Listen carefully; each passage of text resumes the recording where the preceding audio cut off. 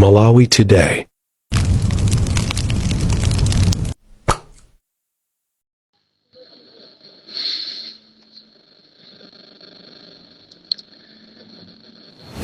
Amalawi anzanga, monga ndimachitira nthawi zonse ndabwera kuti ndikupatseni ripoti.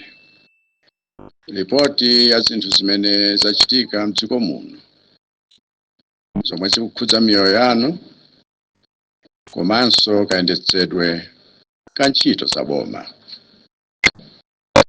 Ripoti yanga lero ikhudza nkhani ziwiri.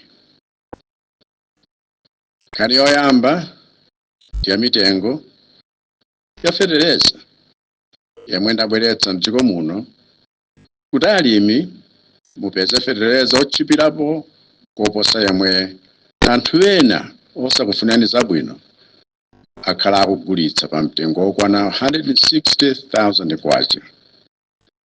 Zomwe zili zosemphana ndi mfundo yanga yoti alimi mukuyenera kumagula fetereza pa mtengo wa chilungamo kuti ulimi wanu upitirire kutukuka.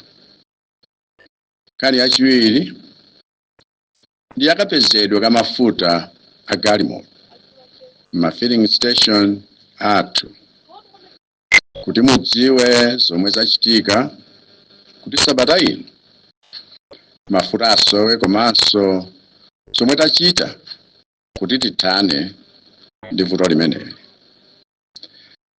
Ndiye ndiyambe ndi nkhani ya mitengo ya fetereza.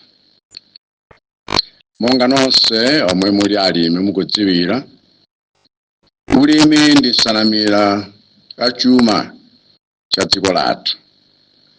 Ndipo ulimi wathu uli ndi magawo awiri.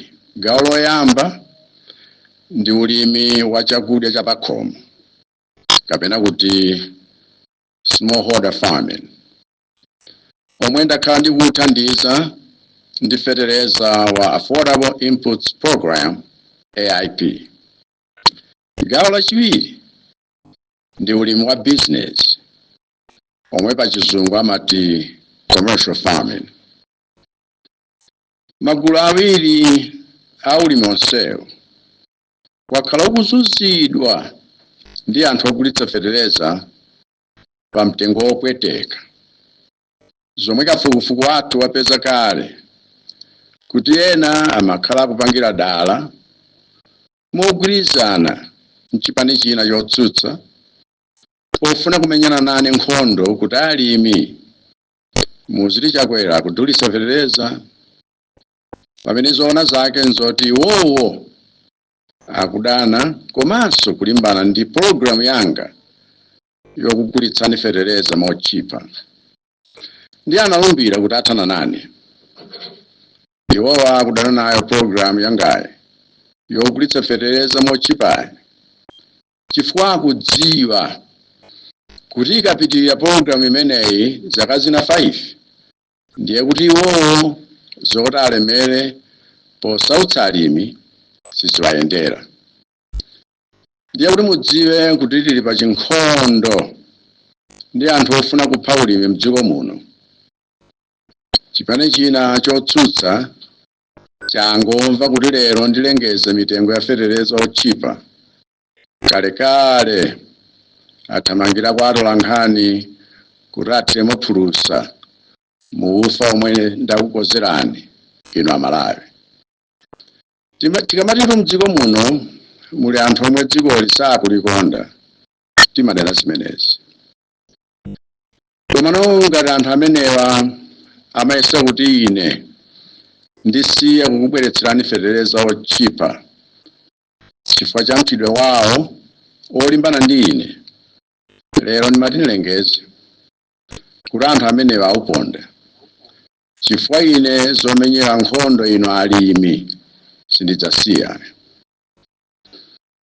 Ndiye pofuna kuwatsimikizira anthu amenewa kuti sanditha, ndabwera pano kuti ndikudziwitseni mtengo wa fetereza wa AIP wa gulu la inu alimi omwe ndinu ma smallholders farmers, omwenso ndi alimi achakudya chapakhomo m'minda ing'onoing'ono yosapitira ekala imodzi. Chomwe ndikufuna ndikudziwitsireni nonse amene muli gulu limeneli nchakuti fetereza wa AIP ayamba kugawidwa dziko lonse pa 1 October ngati mmene achitira chaka chatha. Kuti nonse amene mayina wanu analembedwa mukaundula wa AIP mupeze fetereza ameneyu mvula ya December isanakwane. Ndipo fetereza ameneyu mudzagula pa mtengo wa 15,000 kwacha. Koma inu omwe muli mgulu la ulimi wa business, omwe muli mamembala amakalabu alimi wa business, ulimi omwe mumachita minda yosachepera 1 hectare, fetereza wanu wafika. Kapena ndene kuti minda imene imakulira kuposera 1 hectare, fetereza wanu wafika kale m'madepot ogulitsira dziko lonse la Malawi. Ndipo fetereza ameneyo ayamba kugulitsidwa mawa lomweli pa mtengo wa 90,000 kwacha. Ndipo mapulogalamu a fetereza awiri amenewa sindisiya kuwapanga mpaka 2030 chifukwa sitingatukule dziko lino ngati sitipitsa chitukuko cha ulimi kapena cha alimi patsogolo. Nkhani yachiwiri yakusowa kwa mafuta ma filling station.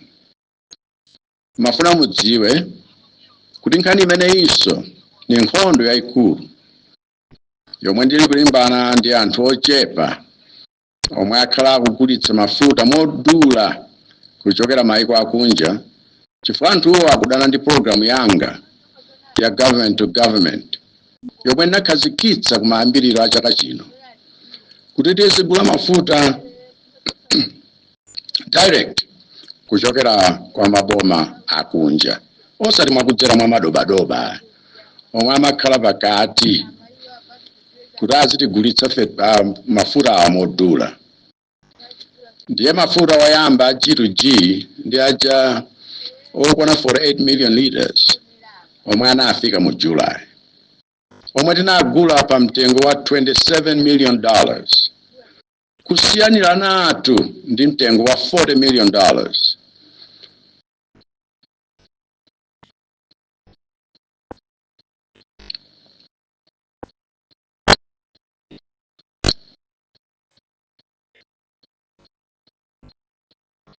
Mwina ndibwerezenso pamenepo. Kusiyanira natu ndi mtengo wa $40 million omwe madobadoba amapanga. Ndiye gawo lachiwiri la mafuta a G2G tinakonza kuti afika kumapeto a August, kuti mwezi wonse uno wa September tikhale ndi mafuta okwanira kuti zisankho ziyende mosavuta. Koma chomvetsa chisoni nchoti anthu ena ku Nokma anapanga mgwirizano ndi kampani imodzi ya madobadoba omwe programu ya G2G sakuifuna. Basitu kupanga maupo kuti mafuta a G2G mu September achedwe kuti iwo apeze mwayi odya ndalama. Ndiye mpaka kupezeka kuti kampani iyo yachedwetsa kubweretsa mafuta awo itapatsidwa kale ndalama. Komabe ndikufuna ndikutsimikizireni kuti mafuta a G2G akubwera. Ndipo pamene tikudikirira mafuta amenewa tapempha kale makampani ena otifunira zabwino kuti atipatse mafuta ogwirizira kuti tiyike ma filling station, pofuna kuti mizere yomwe yamanga ma filling station ite inunso mupeze mafuta. Je mafuta ogwirizira amenewa ayamba kale kufika, kotero kuti matraki ena okwana 240 akhala akubweretsa mafuta amenewa owonjezera mawa lino ndi mkuja kuti pofika la Sabata mafuta akhale atakupezeka paliponse. Ndiye kwanga ndikupempha kwa inu kuti munikhululukire kuti izizi ni nkhondo zomwe ndili kumenyerani, komanso mundikhululukire kuti zipolopolo za nkhondo imeneyi zakupwerekani pakudikiritsani ma filling station. Komano chomwe ndikufuna mudziwe nchoti anthu akunokuma omwe apanga zinthu zosokoneza mafuta awa niwadziwa, ndipo akudziwa kale kuti potha zisankho sabata amawali ntchito zawo zikhala zitatha. Chifukwa chomwe apangachi nchipongwe kwa inu nonse komanso kwa ine ngati president. Ambuye akudalitseni nonse. Zikomo. Dr. Lazarus Chakwera